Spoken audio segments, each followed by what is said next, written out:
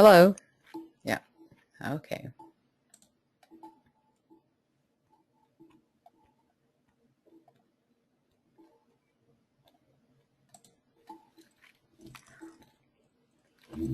Okay, it's 1:30, and this is March 25th, and this is the time that this synchronous learning event was scheduled to begin. So I'm going to go ahead and start.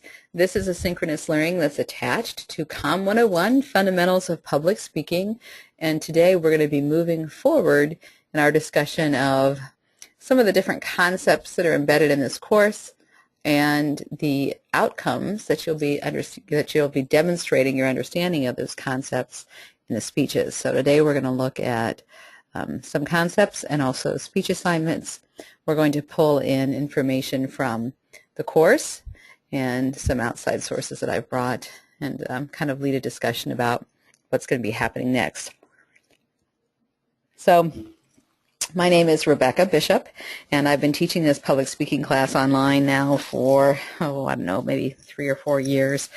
And I've come across in my experience teaching the class several roadblocks that I'm hoping today, as my discussion, will help students to overcome some of those roadblocks and be able to put forth their best effort in this next speech. So, with that being said, I'd like to start by looking at a basic PowerPoint presentation I've put together, and I'm going to be showing this to you through the synchronous learning event today, and it will also be available through some means, I believe, for you to come back and look at later. So let's go ahead and begin. We've been talking a lot in class so far about informative speaking. So I've put out here some basic questions kind of reflecting on where we are in our journey of developing our own public speaking skills. So the questions are, how do we learn something new? And what makes learning easier? So kind of think about when someone has tried to teach you something in the past, what works for you? How are you able to not just pay attention to somebody teaching something to you, but how are you also able to actually remember that information, grasp the content so it kind of becomes part of who you are, and reflect upon that later? That's really what learning is, isn't it? Understanding something, adding it to who you are, and being able to pull it out later when it's important or at a time where you've been questioned about it. That's learning. And today, of course, since we're looking at public speaking, well, I'm mainly looking at learning that happens through someone directing your learning through a speaking or a self-expression event. Not so much how do you teach yourself with a book or playing around on the computer, as we all learn that way, but instead learning from another human being. So as I reflect on these questions and I come up with some answers, the first answer I have is clarity. I learn something new when it's clear what the message is that's being shared with me, that the language makes sense, and that the evidence that's being presented that demonstrates those concepts is new and it's well explained, that the evidence is substantial or significant enough to grasp my attention, that the person who's explaining it to me has an understanding of my language so that the language choices they make sense to me. And so this is really what we mean by clarity. So another way that I would describe how we learn something new is with the word connection.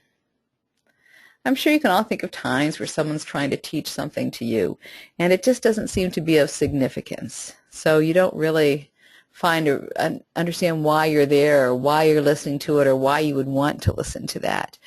I think we learn best when that connection, the answer to that question of why am I listening to this, why is it important, when that's made clear. And so, by connection, when a reason to learn is made clear, and when learning about this content benefits my life, when I see a connection, then it's easier for me to understand something. The third term I have here is coherence. It's easiest to learn something new when everything is connected. It's all tied together. It's coherent when there's a clear progression of thought. One idea is connected to the next, is connected to the next. So when I think about these clear progressions of thought, which build coherence, what that really is referring to is the use of some type of organizational pattern, some kind of organizational strategy. Now, all of these concepts here were kind of tied to your last speaking experience, which was an informative speech. And the base way to understand how to organize an informative speech, to develop this last bullet point there, a clear progression of thought, you recall, was to use an organizational pattern. So you could present something by tracing it from the beginning to the end, by tracing it in a series of steps, and that would be chronologically. You could present something by breaking it down into its parts, like if it were an object, to break it down into parts that are at the top, the middle, the bottom, or if you're looking at a concept and breaking it down according to geography. What do people on the East Coast think about this versus the Midwest versus the West Coast? So either one of those, breaking it down into its parts and analyzing individual parts, that's called spatial. You also remember for the last speech, the informative speech, the organizational pattern that you could use was topical, and that's used mainly when you present a speech where inherent in that topic are categories, pre-existing categories, topical. Sometimes we also understand a concept by looking at how one action results in a reaction, how one thing causes something else to occur. And sometimes that's called cause to effect or causal. So to build coherence in an informative speech, you can describe something according to how it exists in time, according to how it exists in space, according to its pre-existing categories, or the last one is causal, by examining cause and effect relationships.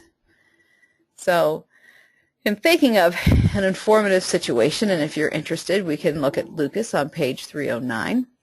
We know that the situation is nonpartisan. Nonpartisan, meaning the speaker acts as a lecturer or a teacher. The speaker seeks to build understanding, not to impact change or behavior. So the aim is to give information as impartially as possible. For some of us, that's really difficult.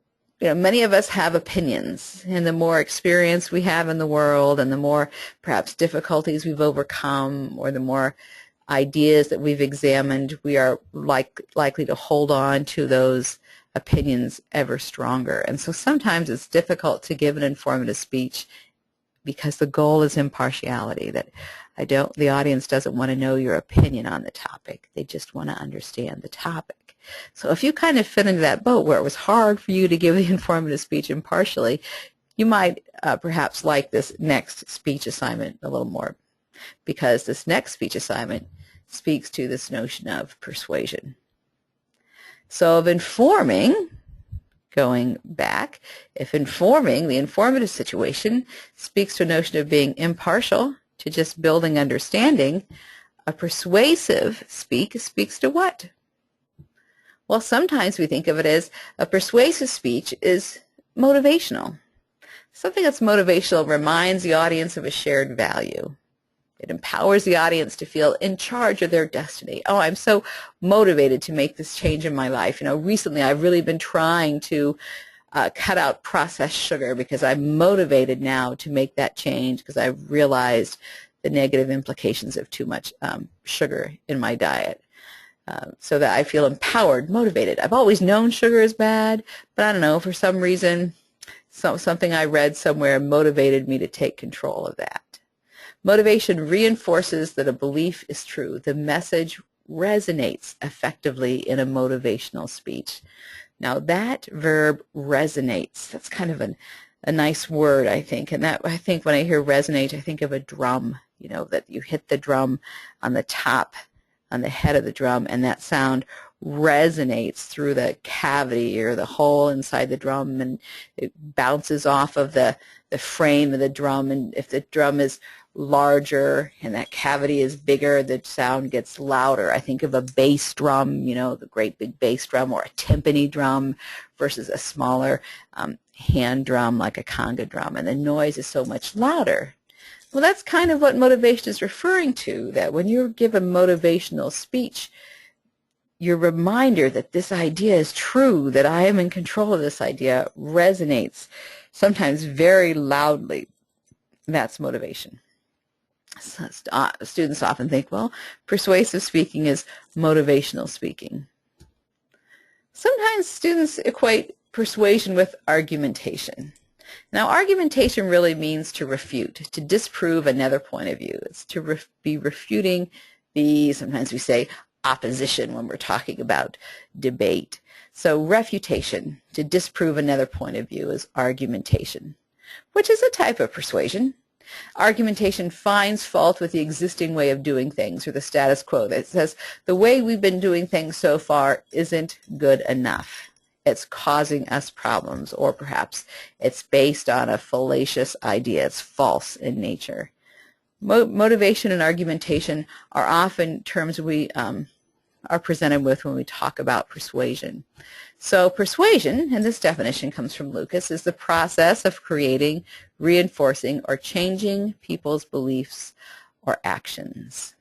So changing people's beliefs or actions, which is quite different from when we flip back to the informative situation, to give information as impartially as possible, versus wanting to change people's beliefs or actions. And I do apologize. I know it says here beliefs of actions, and I must have missed that when I was looking at that earlier. I'm sorry for that. So today we're going to look at, in more detail, what persuasion encompasses, recognizing that a persuasive situation is very different from the informative situation, because the situation for persuasive speech is partisan. And one of the basic ways that we think about persuasion is we look at persuasive situations that argue facts, values, or policies. So we're going to kind of talk a little bit about what's the difference between a speech that argues about a fact, a value, or the one that argues about the policy. The speaker acts as an advocate when it's a question of fact. Partisan mean it's opinion-based, it's one-sided, versus lack of partisanship, which is to show an overarching or both sides of an issue. The aim is not to be impartial like it was in the informative speech, but to present one view of the facts as persuasively as possible. One view as persuasively as possible. So, I don't know why this all of a sudden locked up. Let me see what the deal is. There we go. Sorry. So, one would say that if there's no disagreement about the facts, then there's no need for persuasion. If we all agree that something is true, a fact is a generally agreed upon concept of historic or scientific record. So if there's no disagreement that this is true, then there's no persuasion. A speech that focuses on a question of fact is saying that this fact perhaps, or not perhaps, but this fact, that something we think about as fact, is not true. So we can all kind of think about topics today that we hear in the news today that people are arguing about whether or not it's factual. The thing that I think about is climate change. Most of the scientific community says, yes, the world's climate is changing. The Earth is not experiencing the same climate that it did decades ago, even over the past 15 years. And other people are saying, well, the climate isn't really changing. We're just in a state of change because we go through these different cycles in the history of the world, the history of the Earth, because we all heard about the Ice Age before. So we talk about that there's these natural occurring cycles. So the question becomes, this argument of fact is, and if the world is changing, is it changing as a result of something that humanity is doing? Are we in charge of that change? Some people would argue no, that has nothing to do with if the climate is changing, or if we're colder now or warmer now than we were 20 years ago. It's just a random experience. It's not because of anything we've done that's implemented it, that's impacted it. So if there's no disagreement about the facts, then there's no need for persuasion. So that persuasive situation is called a proposition of fact, when you're questioning whether or not something is actually true. I just cannot figure out. Let me flip this back over. There we go. So to put forth information, to propose, to put propose as being true, to put forth that this information is true is a proposition of fact. Another type of persuasive speech is a proposition of value. Now, this is a little different from a proposition of fact. I'm sure when you see the word value, it stirs up for you different understandings than if I had the word fact right next to it. A fact is something we agree to be true. A value, though, a value is something perhaps that we find to be moral or ethically right. So to argue that an idea is the moral route to take, the right thing to do, that this idea reinforces the base moral code of humanity, is a proposition of value. To argue a question of ethics. Is this right or is this wrong? Which is different than that proposition of fact, which is this is true or this is false. Both of these are types of persuasive messages, but the end result, what you're arguing about, is a little different. Now remember, a proposition of value is an extension of a moral code. It's not simply a matter of personal opinion or taste, like my favorite color is red. My favorite color of red is a personal opinion.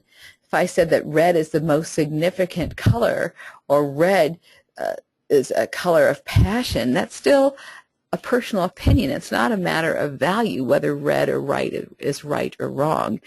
So propositions of value is not simply a matter of personal opinion or taste, but it is an extension of a moral code. They do not argue for or against particular courses of action. They argue whether the idea is right. And notice it's in parentheses. There are quotation marks, right, because whether it's the right thing. Is it the humane thing? Is it the moral thing to do? So if you look at Lucas on page 309, and I'm going to go ahead, I think, and see if I can do that to pull Lucas up, and we can have a look at what I'm talking about. So I'm here. You can see now I've opened up the public speaking class online, and I've clicked over here under class sessions, and here I can see all the sessions, and we're going to open the session about persuasion.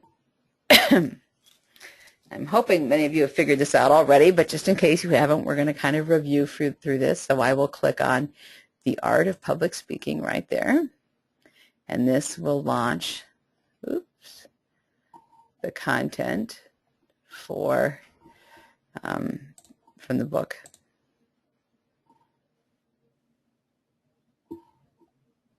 Oh, it should.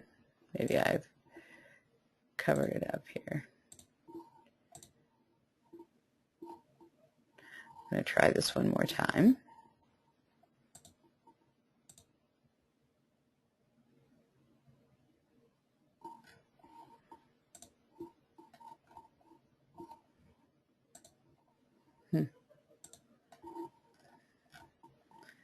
Not quite sure why that won't let me open it.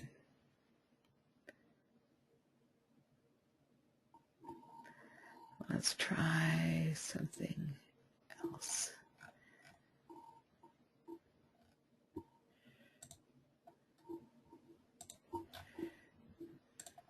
Give me just a minute here. I'm sorry. I'm kind of trying to make this look like it does for you. Okay, this is what it looks like for you. And I don't know why that link isn't working, so I'm going to open it through another link.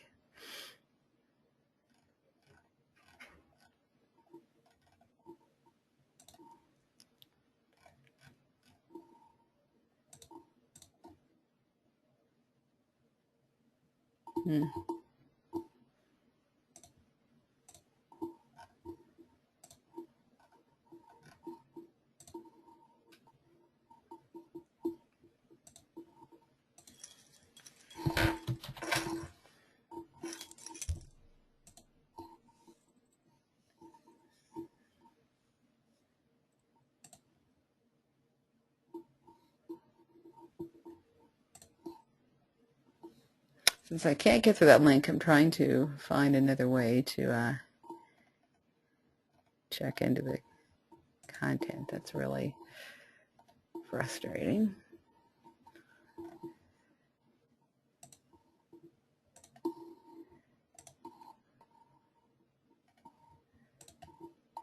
But hold on with me here.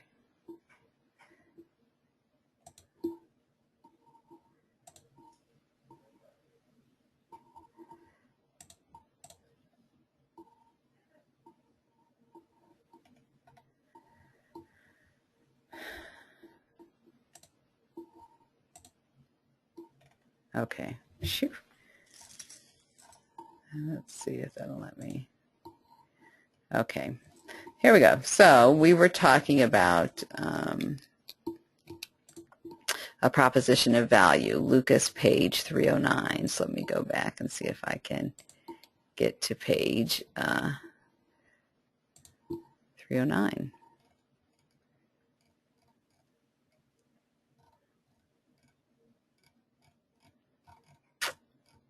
We're getting down there now. Sorry, this is taking me a while. Normally it goes right there. Okay.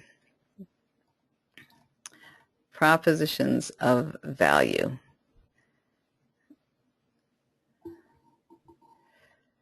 Contrary to what many people think, questions of value are not simply matters of personal opinion or whim. So this is kind of what I was saying about if I say I enjoy red. So instead, on the other hand, if you say this, the example they give in the book here is bicycle riding. If you say bicycle riding is the ideal form of land transportation, you are making a statement about a question of value. Whether bicycling is the ideal form of land transportation does not depend on your own likes and dislikes. To defend the statement, you cannot say bicycle riding is the ideal form of land transportation because I like it. If it's a question of value, you have an obligation, as Lucas says right here, to justify the claim.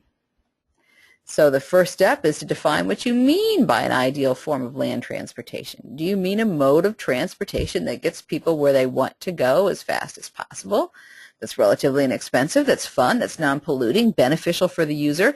In other words, you must establish your standards for an ideal form of land transportation. Then you can show how bicycle riding measures up against those standards. So a question of value, whether it's right or wrong, and I'm going to flip back up here to a question of fact, is the speaker acts as an advocate. As I said, the aim is not to be impartial, but to present one view of the facts as persuasively as possible. The speaker may mention competing views of the facts, but only to refute them. And let's look at this last line about this questions of facts. I have it highlighted there, which says, if there were no possibility of dispute on questions of fact, there would be no need for courtroom trials. In a criminal trial, there is usually at least one known fact. A crime has been committed. But did the defendant commit the crime? The prosecuting attorney tries to persuade the jury that the defendant is guilty. The defense attorney tries to persuade the jury that the defendant is innocent. The jury must decide which view of the facts is more persuasive. So you can see now pretty clearly what we've been talking about here is the difference between a proposition of value and a proposition of fact. Now, the next speech that you're going to deliver is the persuasive speech, and I've copied here from the assignment, way at the top of the assignment sheet. The purpose is to persuade your audience on a question of policy, that a specific course of action should or should not be taken. So a question of policy is not really a question of fact or value. So this is a whole another question. what is a policy? If a fact is something you think either occurred or didn't occur, true or false. If a value is something we consider, is this good or bad? Is this right or wrong? Is this ethical? Is this moral? What's a policy?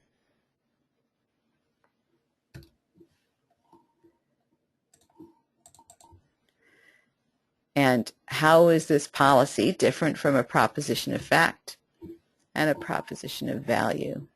So a proposition of policy, to answer this question, deals with a specific course of action, is an extension of understanding a problem. Because a proposition of policy says this specific course of action will solve an undesirable situation or problem. And there are three parts to this speech. They are understanding the problem, showing that this is an actual problem, that there's a need for change. You know, sometimes in life you can probably think of where people try to persuade you that a problem is there when you think there really isn't much of a problem. And I'm referring back now, let's look at some matters of public discussion now. Lots of discussion in different states about the need for voters in any statewide election to produce a form of identification. Some states have passed some voter ID laws. Other states have not. Some of these voter ID laws have been more strict than other states have been. And one of the questions has been, if we're in a state that really doesn't have a problem with voter fraud, why are we passing this law?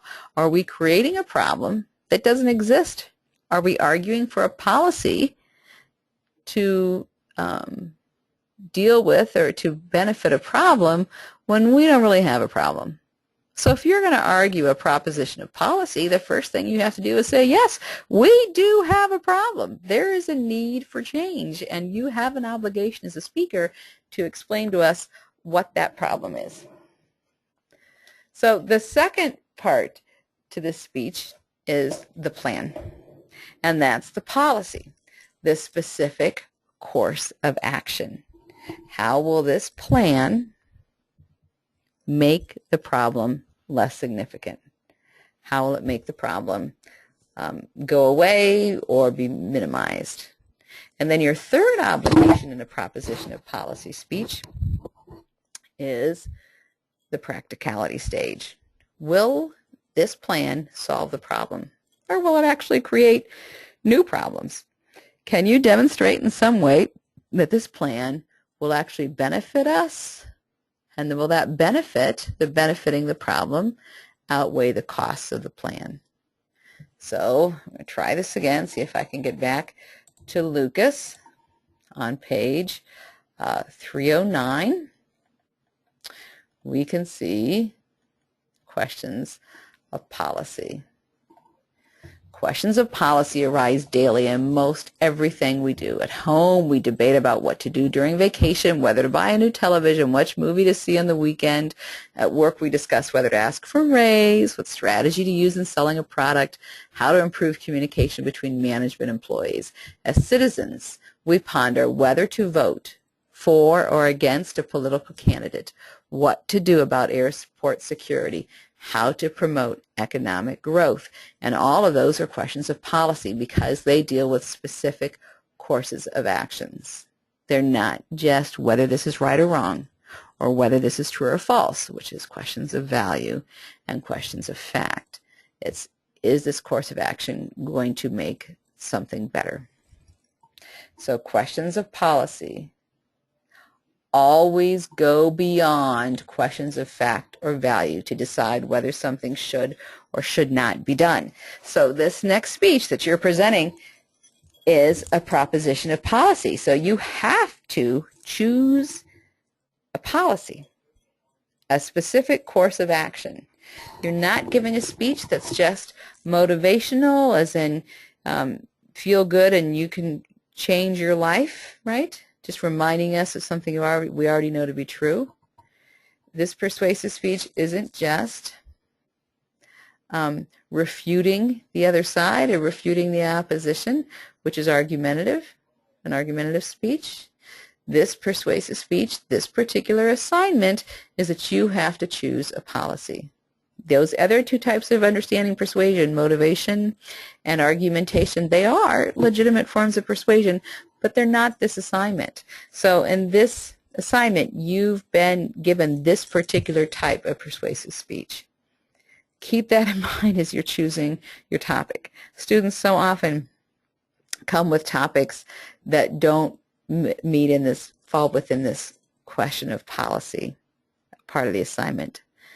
So like I had a student once, several semesters ago, who wanted to give a persuasive speech arguing that her favorite NFL football team was the best team in the league, and even maybe perhaps the best team in the United States. Well, we know that is a persuasive goal, but it's not a question of policy.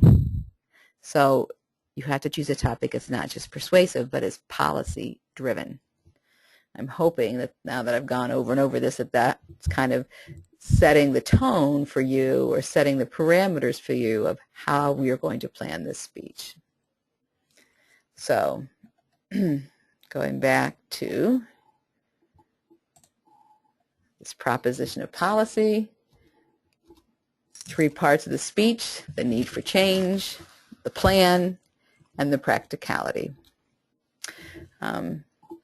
In thinking through establishing a problem and how that problem could best be addressed, this 8 steps of reflective thinking, which is kind of a business model to product development, or I guess not just products, but also a business response, is kind of helpful. So I'm going to click this link here and open this up and give you a few minutes to kind of look at these 8 steps of reflective thinking. I'm going to go down to this narrative here about what this is. This method is very effective in making a decision over a period of time by a person or a group. 8 steps of reflective thinking are used to guarantee complete coverage of a defined problem area and problem solving. So you can see where this is a good connection to our proposition of policy speech, because we're talking about solving a problem. These 8 steps are an extension of the 5-step method proposed by John Dewey. Dewey combined step 1 and 2 and had no step 4, or information analysis, and no step 8. Okay, so whether you have 20 minutes or 20 weeks, the time that is allotted for the study should be roughly divided into 3 parts or phases. Now, I'm not sure where you are in your developing your persuasive speech. If you have, I'm hoping you have a bit more than 20 minutes, but I know you won't have 20 weeks. You might have a couple weeks here. So these stages, though, will help you to formulate a good approach to that assignment. So the first one is problem definition. Formulate the problem into a definitive statement. 1 sentence that says, here is the problem.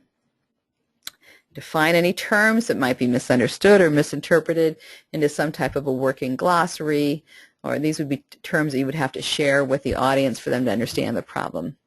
The definitions proposed or decided upon by the group, well, actually by you, because you probably won't have a group. This notion of understanding the terms will be very helpful for you as you move forward in the speech. Second is analyze the problem. Diagnose the problem in terms of cause and effects. Describe existing evils, effects, or symptoms of the problem together with such interpretations as evidence as you have significantly affected your thinking, Follow up with a statement of the cause or causes of the symptoms as you understand them. So these first 2 steps, 1 and 2, will help you in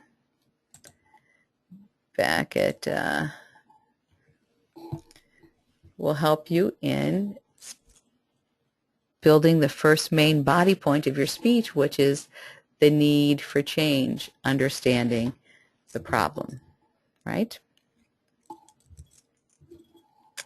And back to where we were. Then, once you understand the problem, you have to come up with criteria. Now, criteria, you know, are ways that we evaluate or judge different options. So create a concise statement of the standard or standards, which in your opinion should be considered in judging solutions. Arrange those criteria in order of priority. Assign an arbitrary value or weight to each selected criteria from 1 to 10 if you find that would be helpful. So I think of, we all do this in our lives. Any decision we make, we have certain criteria by which we evaluate all the different options. I, for example, really have to make a decision about a new laptop. My laptop crashed a few years ago, and I've, kind of been slugging along with it, but I really need to make a decision about purchasing a new laptop. Now, when you make a purchase, you come up with these criteria. Surely you can think of those. How are you going to evaluate one option, one type of laptop to another? Well, I think of the computers I bought in the past, what brands they were. Did I think any one brand was more reliable and more easy to service than other brands? I, of course, look at the cost. What's the initial cost of this computer, and what would be the ongoing cost of having it serviced if need be, or maybe the ongoing cost of having to purchase additional protection for that computer or additional programs for that computer. I also think about I want that computer to be fast, so I think about processing speed and RAM, and I think about storage. How much long-term memory will I need for that computer? So all of these are criteria by which you evaluate one option to another, or just criteria by which you evaluate only one. Okay, the fourth stage is information analysis. What additional information do you still need to argue for a solution to this problem? And in this stage is really where you would start researching.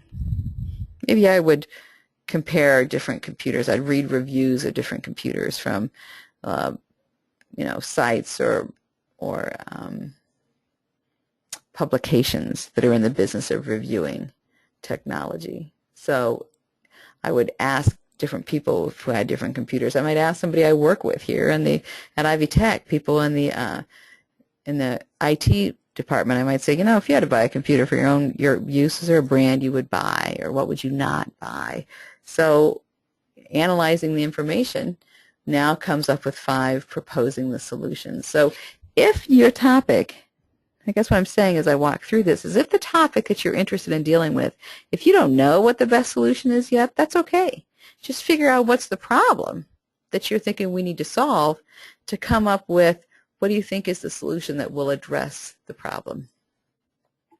So this step number 5 goes through different stages of brainstorming different solutions and evaluating those different solutions based on the criteria that you had established before.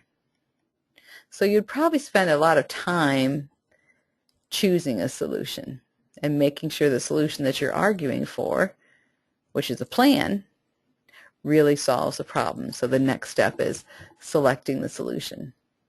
Now, in the business model, then, you would implement the solution, and usually that would mean to implement it on some smaller scale. To figure out, after you implement it on a small scale, how are you going to evaluate its success? And then you would take feedback to that initial implementation and analyze it to think about, okay, how could I make this problem or this solution better?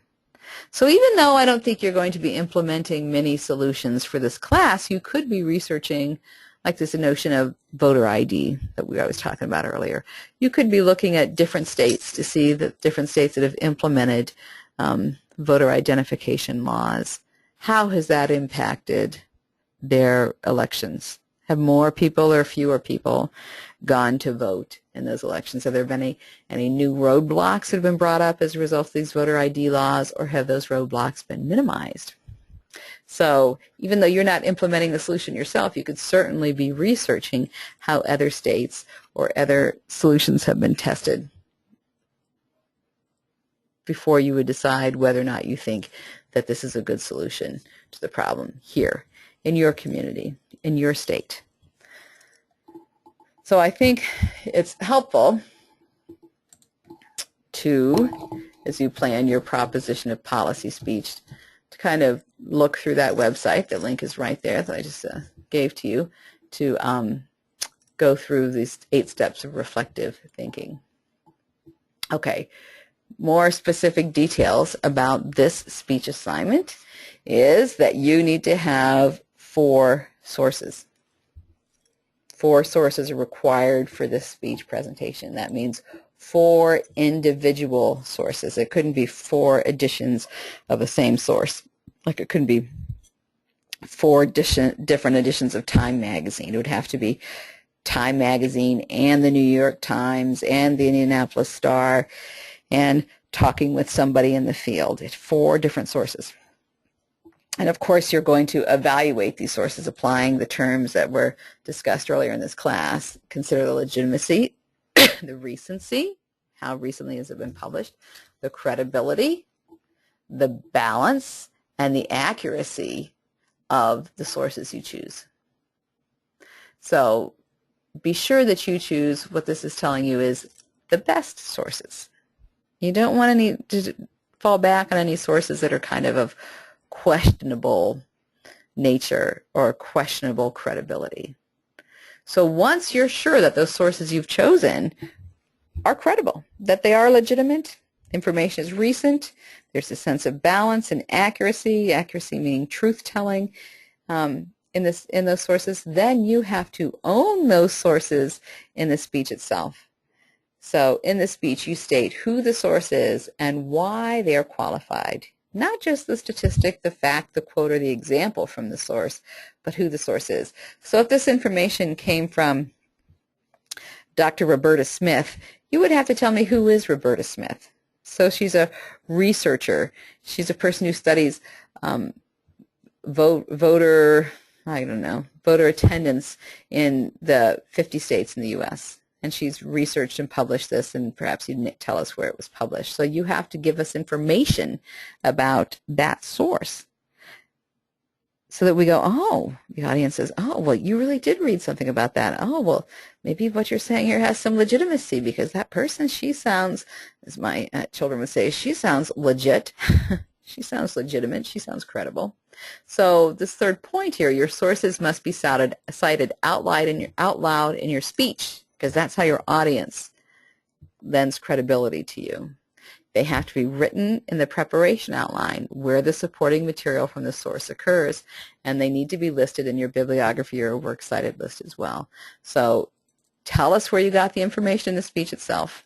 And when you submit your preparation outline to your instructor, be sure that you have some form of notation where you've cited where that information came from.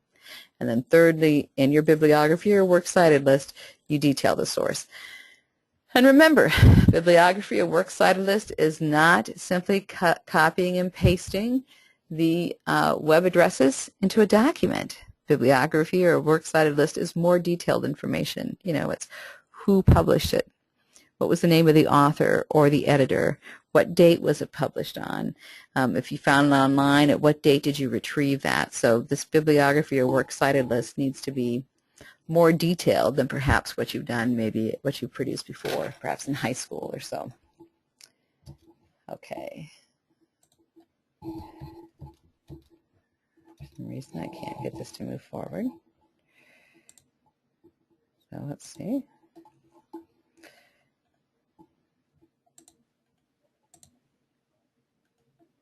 There we go. Notice as well that a visual aid is required, for this speech, and that you want that visual aid to be accurate, clear, appropriate, and useful, because it will be a part of the evaluation. The audience shouldn't feel like this visual aid has just been thrown in at the last minute, or that you've tried to use the visual aid to entirely replace the need for you to give a speech. The audience shouldn't feel like the speech would be just as good or even better if no visual aid had been used. So it's your obligation to explain the visual aid, to expand upon it, to say, okay, this is why I'm showing you this. Not just, here's a pie chart that shows something, but by looking at this pie chart, we can see what percentage of the population here in Indiana voted during the last election, right? So you have to explain why the chart is there. Defend the chart almost, if you will. So you can refer to Chapter 13 in your book for different types of visual aids and guidelines on preparing and presenting effective visual aids.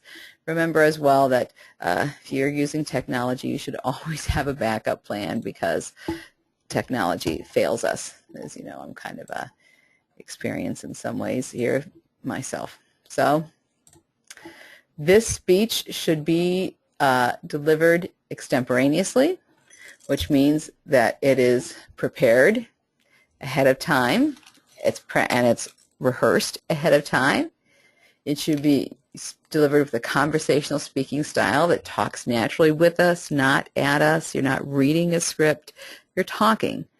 You're looking at the audience. You're looking for reinforcement. You're looking to engage them. You're not just having them sit through the speech.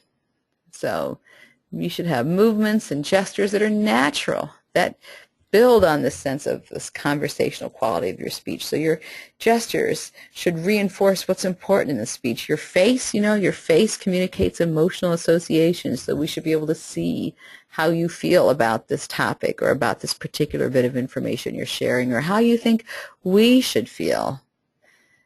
It's appropriate in a speech for you to walk, to practice taking a few steps between the main points of your speech. As long as your camera captures it all for this online class, it's completely appropriate for you to walk with purpose.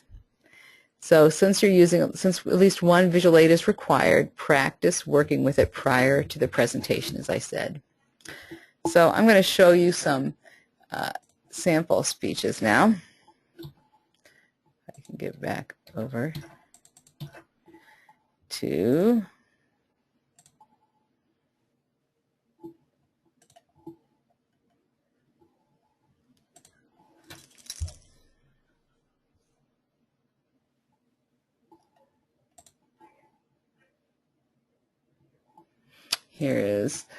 this is just a sample, just a part of a speech, but you can clearly see by just watching these simple 38 seconds of this speech, and this is from the media bank in your textbook, that this speech is clearly persuasive. As we all know, there are many differences amongst the people in this class. But we do have one thing in common. We're all concerned about the quality of the education at this school. And that quality is clearly in danger because of the economic crisis. Budgets are shrinking, student services are disappearing, and we're being crowded out of classes we need to take. Now, there are no easy answers, but one thing that would help solve the problem is an increase in tuition. I don't like it any more than you do, but sometimes you must do what is necessary to maintain the quality of your education.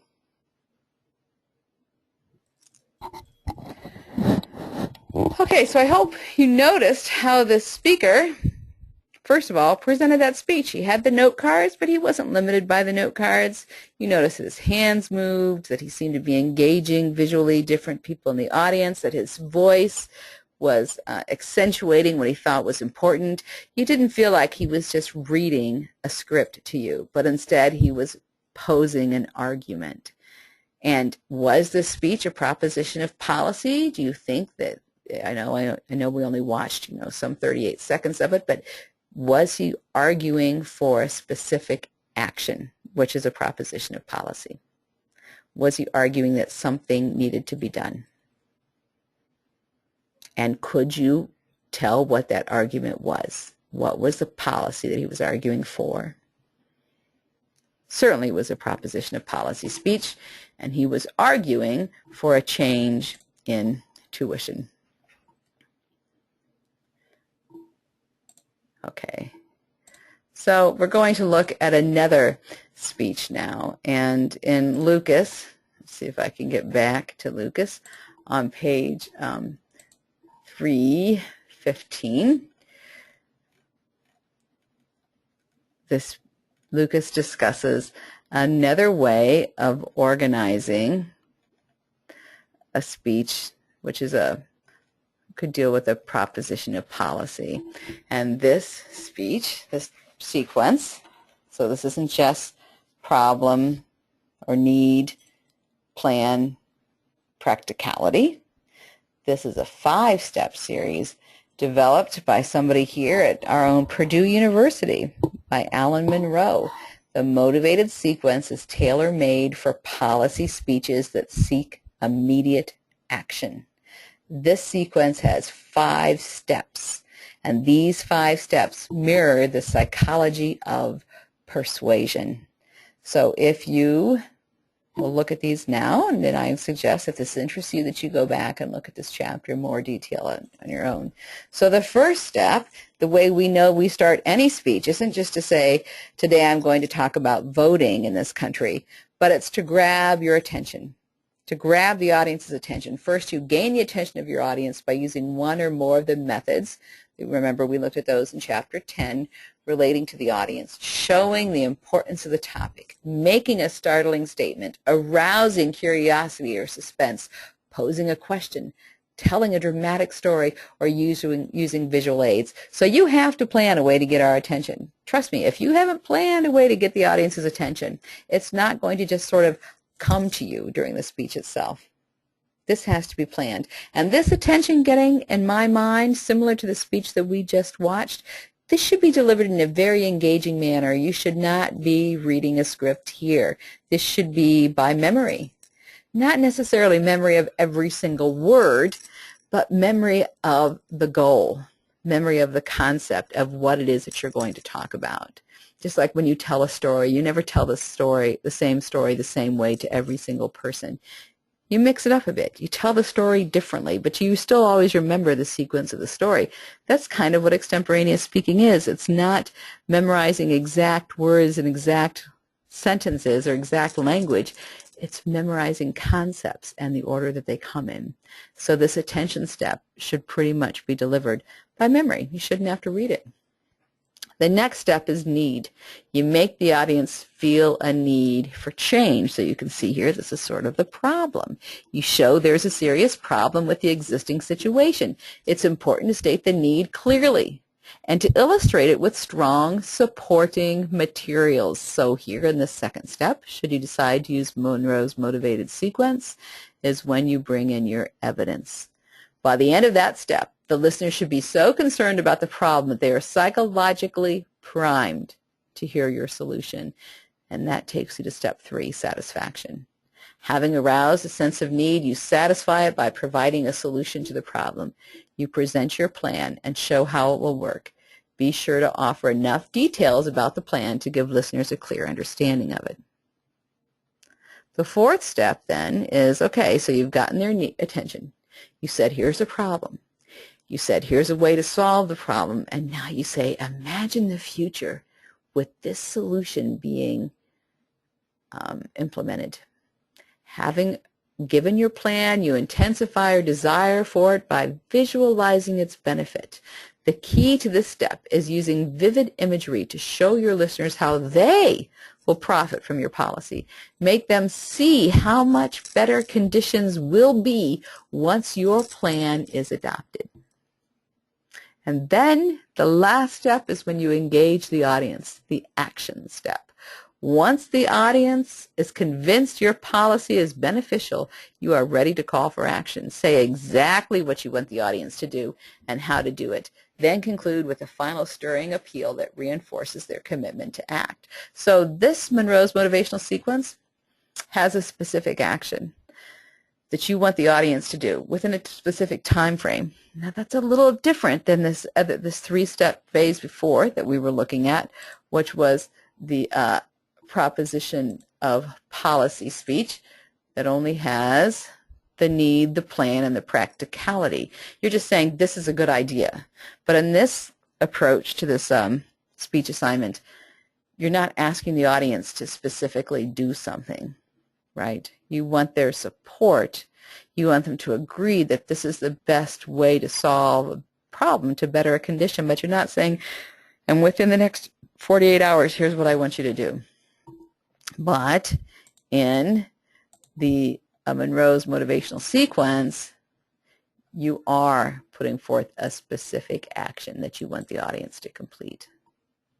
So many speakers prefer this, the motivational sequence, because it's more detailed than this problem solution order. It follows the process of human thinking and leads the listener step by step to the desired action. One indication of its effectiveness is it's so widely used by people who make their living by persuasion, especially advertisers. So when you watch a television commercial, pay close attention to the commercials. You'll find that many of them follow the motivational sequence. I think of the commercial, I don't know if you've seen this commercial lately, but it starts with this young kind of hip couple, and they're talking about how they enjoy their pets so much and how they love their pets, and it brings, brings completeness to their lives, but also they have a problem with fur, with pet hair. It's all over. And no matter what they do, they can't seem to get it all up, and they show the young woman reaching underneath the couch with her broom and pulling out the pet hair, and they show the pet hair, it's like they clean, but they just keep cleaning. And what is that? That shows the need for change, the problem that they're cleaning, always cleaning, and the pet hair never goes away. And then one day, ding dong, the doorbell rings, and what's there on their front stoop? A Swiffer broom, and they go, and they bring that Swiffer broom in, and they sweep that pet hair, and just through the magic of whatever that Swiffer is, they pick up that pet hair so much more effectively than they did with their broom or their vacuum. So they've satisfied their problem. And then they speak about, well, if you have pets, or if you just need to clean your house, this is the broom to have. Swiffer is going to change your life. There's the visualization step. And then the action step, now the story ends with the couple, and the commercial goes to a picture of the Swiffer. And it might even say, here's where you can get a coupon. So those 5 steps, just like the author mentions, like Lucas talks about here, is commonly used for commercials. So that in mind, let's see if we can watch another speech using Monroe's motivational sequence.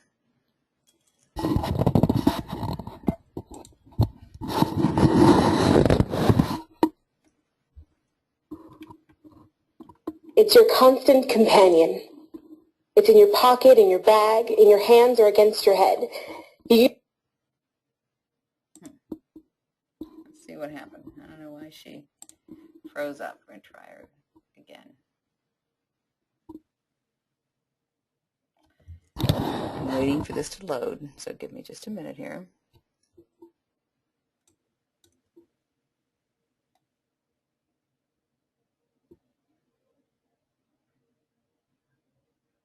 Appreciate your patience.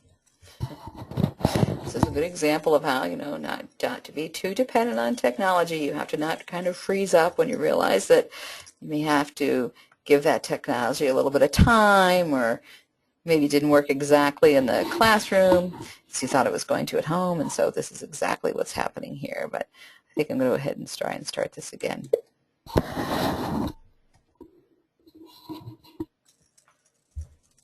It's your constant companion. It's in your pocket, in your bag, in your hands, or against your head. You use it at home, in class, at the gym, before you go to sleep at night, and first thing when you wake up in the morning. I'm talking, of course, about your cell phone. According to my class survey, everyone in this room has a cell phone, and all of us use it dozens of times every day. But what if your constant companion is dangerous?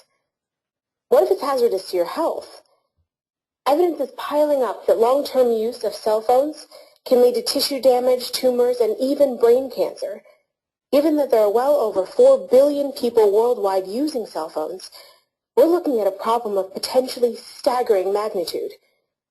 According to Deborah Davis, epidemiologist and author of the 2010 book Disconnect: The Truth About Cell Phone Radiation, we may be watching an epidemic in slow motion. I never thought much about the possible perils of cell phones before I saw a CBS News report on the subject earlier this year. But doing extensive research for this speech made me realize that cell phones do in fact pose a danger to our health. Now, don't worry, I'm not going to try to persuade you to abandon your constant companion. I still use mine on a regular basis, and I probably always will. But I do hope to persuade you to make one simple change in the way you use your cell phone. A change that will protect your health and could even make the difference between a long life and premature death. But first, let's look more closely at the health risks posed by cell phones. Those risks stem from the fact that cell phones emit small amounts of radiation that over time can damage tissue. Every time you use your cell phone, you expose yourself to that radiation. The amount is minuscule in comparison to that given off by X-ray machines, about 1/1 billionth of the intensity. However, Ronald Herbermann of the University of Pittsburgh Cancer Institute explains that the problem with cell phone radiation is not how much is emitted at a single time, but how much we are exposed to with repeated use, day after day, year after year. It's this long-term use of cell phones that has led researchers to warn about their danger. In one study, for example, the World Health Organization tracked 10,000 cell phone users over the course of 10 years. As reported in the New York Times on November 13, 2010, the data in this study indicated that subjects who used a cell phone 10 or more years doubled the risk of developing brain tumors. Other studies have reached the same conclusion. Perhaps most important is a 2007 study in the Journal of Occupational and Environmental Medicine that surveyed all the previous research on cell phone use. It found a consistent pattern of increased risk for developing brain tumors among people who used cell phones for more than 10 years. Alan Marks is one of those people. A 58-year-old real estate developer and father of 3. He talked on his cell phone an hour a day for 23 years. 2 years ago, doctors found a golf ball-sized tumor in his brain. There's no question what caused it, he says. It was my cell phone. And Alan Marks isn't the only person to conclude that he's sick because of his cell phone.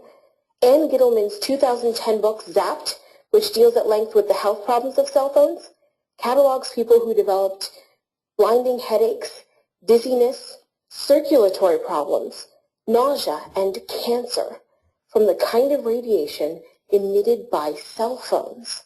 Still not convinced about the potential dangers posed by your constant companion? Take a look then inside the thick manual that comes with your phone.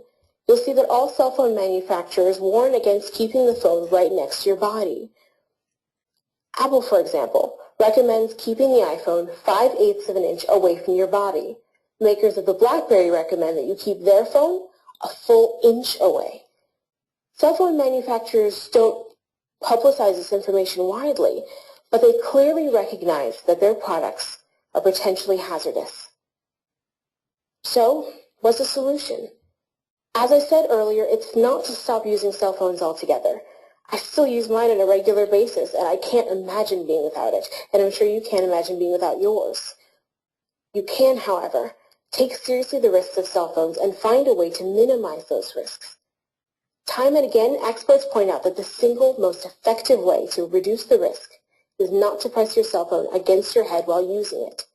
Since the phone emits radiation, the closer you put it to your head, the more radiation you expose yourself to. At the very least, you should hold the phone 1/2 an inch to 1 full inch away from your ear, but ideally you should get in the habit of not putting it up to your head at all. I now use my earbuds almost every time I use my phone. Another option is to use your speakerphone. As with breaking any habit, changing the way you talk on your cell phone may be slightly inconvenient at first, but will soon become second nature. You'll be able to enjoy all the benefits of your constant companion without suffering the fate of Alan Marks. If Marks had known the dangers of prolonged cell phone use, he would have done things a lot differently. I wouldn't have held it to my head, he says. I would have used the headset, I would have used the speakerphone, and I would not have had the problems I had. So, please get in the habit of keeping your cell phone away from your ear when talking, and encourage your friends and family to do the same. Start today with your next phone call and continue every day in the future. We can avoid the slow motion epidemic that doctors and scientists are warning us about, as long as we remember to keep this away from this.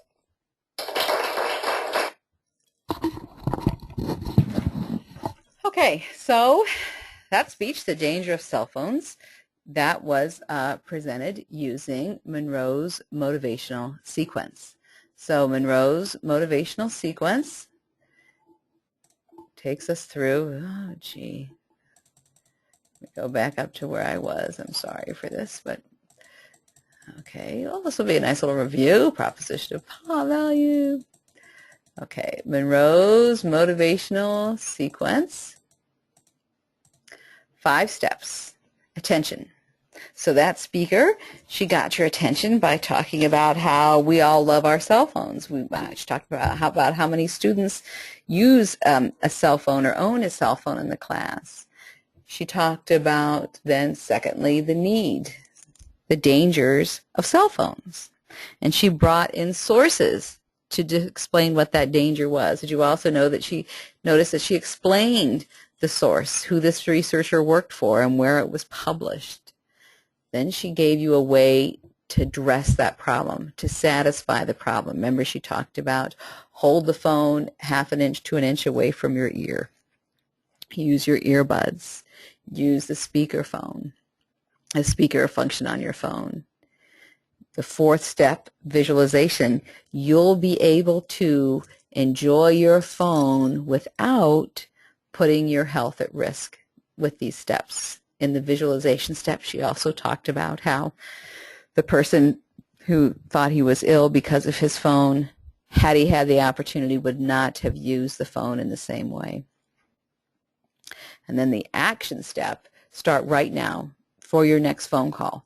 Take these steps into place. Take these actions. So Monroe's motivational sequence argues a policy, which is the satisfaction, right? But the policy is argued at a more personal level because there's a specific action. It's not just that this policy is good or bad, but here's something you should do. So this could be used as a proposition of policy if the policy the speaker supports and addresses the need for change and identifies a specific action.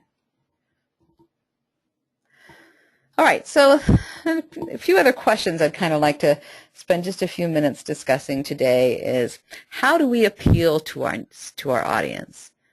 How do we establish the need? And one of the ways that we can kind of examine needs is by looking at Maslow's hierarchy of needs. So you'll see here there's an illustration of a pyramid.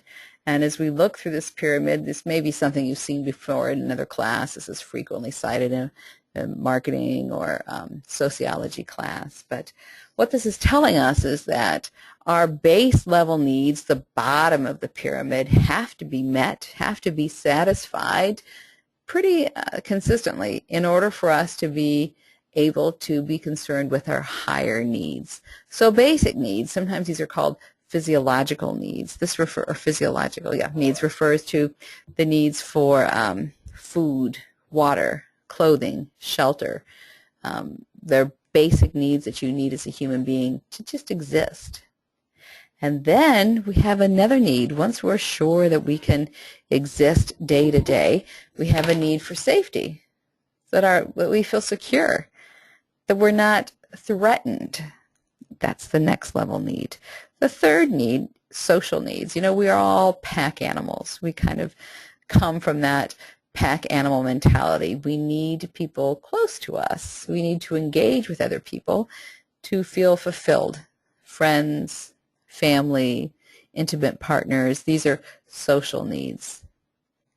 And then esteem needs refers to the need to feel good about who we are and the decisions we've made. That I did the best I could do. That I'm a good person.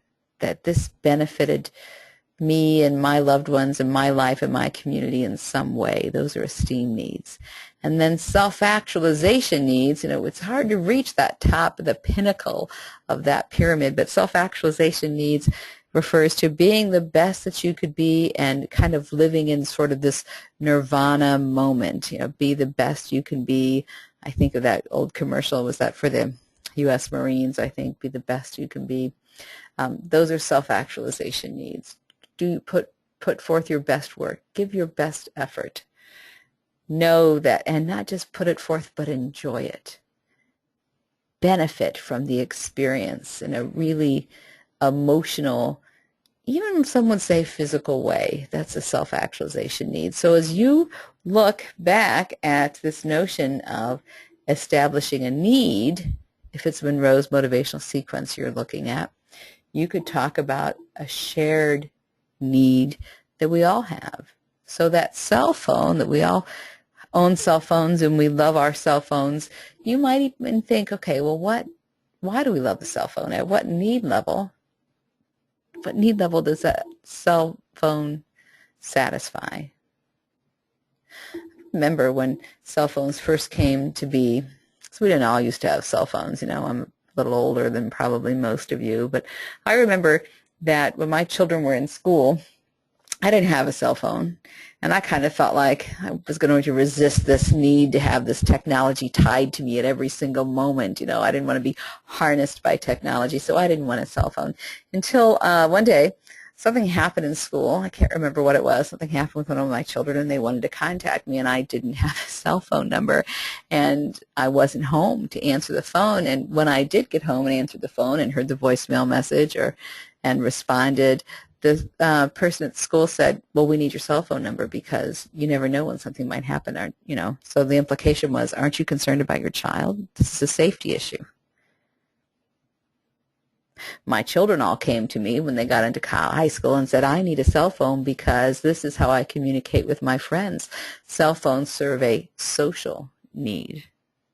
I know for myself, when I advanced to a smartphone from my flip phone and I figured out how to use it, I kind of felt good about myself, like, I've got this technology, I can handle this. That's a esteem need. My daughter got a new phone recently, and she showed me how she had customized the phone, how it was an extension of who she was. It was a self-actualization need. So you might consider, if you're thinking you're going to do Monroe's motivational sequence, at what need level will you appeal? Okay. So I'm going to go back now.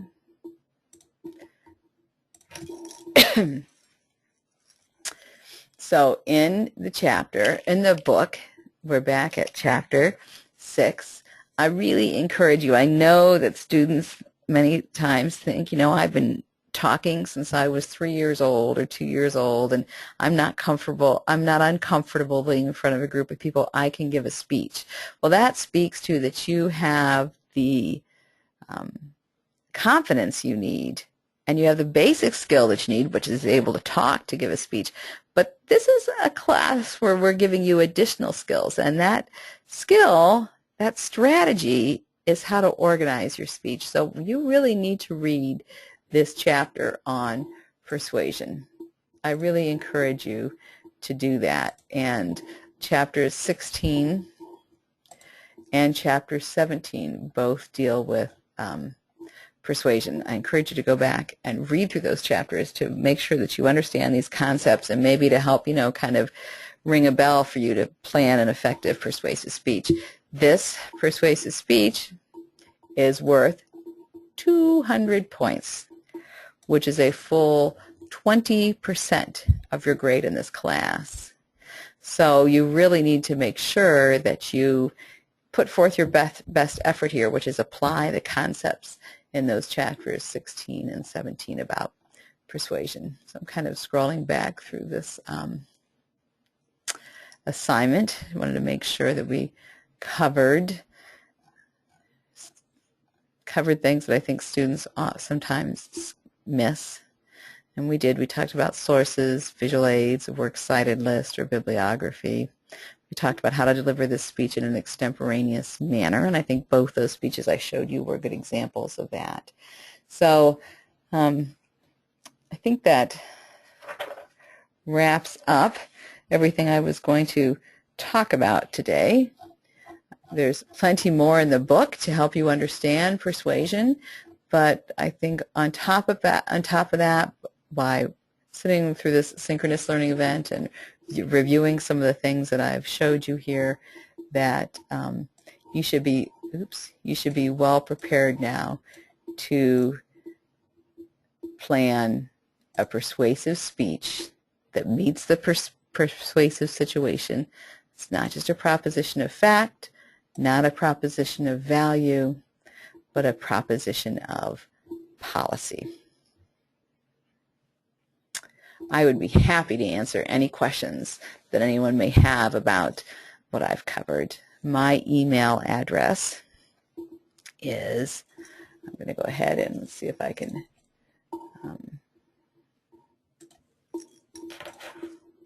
type it up here for you to see. My email address is rbishop25@ivtech.edu. And look, this autocorrect just capitalize that, which it is not capitalized.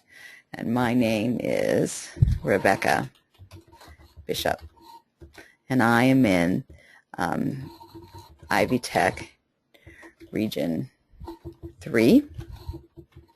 Oops, 3, and that is in Fort Wayne,